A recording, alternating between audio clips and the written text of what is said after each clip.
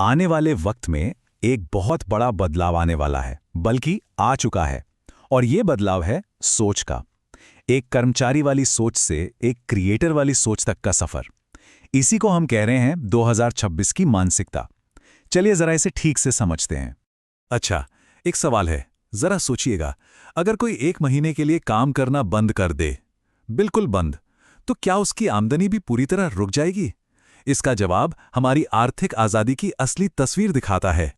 तो अगर जवाब हाँ है, तो इसका सीधा सा मतलब है कि हम अपना समय बेच रहे हैं, अपनी आज़ादी नहीं बना रहे। ये एक ऐसा सिस्टम है जहां पैसा सीधे सीधे लगाए गए घंटों से जुड़ा है। कमाई तो है, पर आज़ादी नहीं।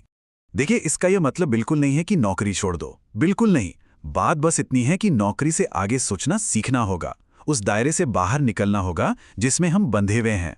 तो चलिए जरा समझते हैं इन दो अलग अलग माइंडसेट्स को।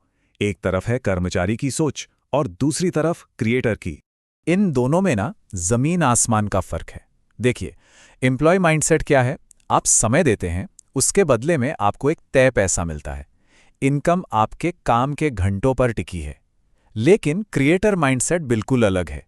यहां आप एक बार कोई कीमती चीज बनाते हैं और वो चीज आपके लिए बार बार पैसा कमाती है।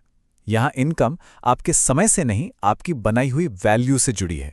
चलिए एक बहुत सिंपल सा एग्जांपल लेते हैं, एक स्कूल टीचर का।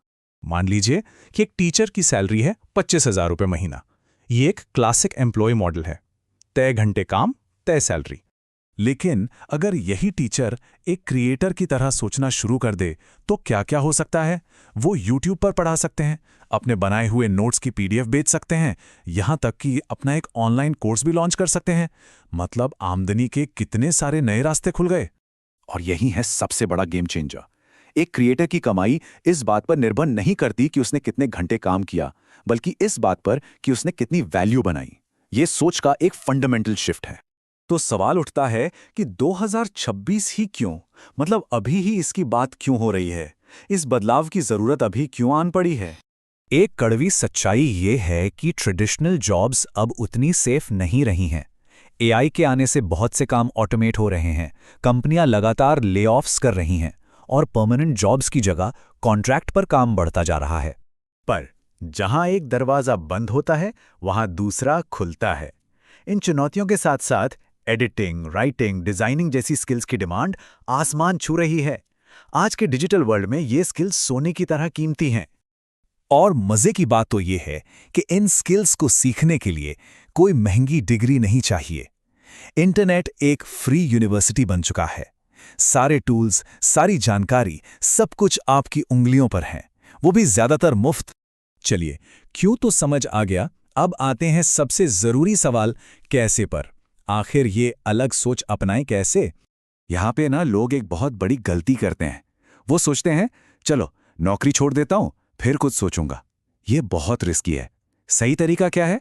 पहले मैं एक क्रिएटर बनूंगा, अपनी साइड इनकम शुरू करूंगा, और फिर नौकरी खुद ब खुद छोटी लगने लगेगी। शुरुआत के लिए बस 3 सिंपल स्टेप्स हैं। पहला, अपनी कोई एक स्किल पहचानिए। वो कुछ भी हो सकता है जो आप जानते हैं या 30 दिन में सीख सकते हैं। दूसरा, उसे ऑनलाइन दिखाना शुरू कीजिए, कंटेंट बनाइए। और तीसरा, एक छोटा सा प्रोडक्ट या सर्विस बनाइए, चाहे वो फ्रीलांस काम हो या एक छोटा सा कोर्स।